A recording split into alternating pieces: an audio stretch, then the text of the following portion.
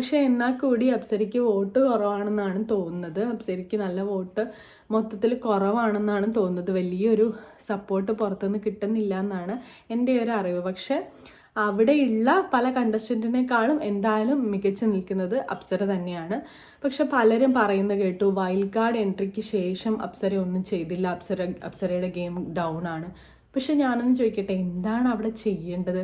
നിലവിൽ ഇപ്പോൾ അവിടെ ഒന്നും ചെയ്യാനില്ല എന്നാണ് എനിക്ക് തോന്നുന്നത്. നല്ല നല്ല കണ്ടസ്റ്റൻസ് ഒക്കെ വൈൽഡ് കാർഡ് എൻട്രിയിൽ വന്നിട്ട് അവർ അതേപോലെ തിരിച്ചു പോവുകയാണ് ഉണ്ടായത്. നല്ല പൂജയും സിബിനൊക്കെ നല്ല അടിപൊളി കണ്ടസ്റ്റൻസ് ആയിരുന്നു.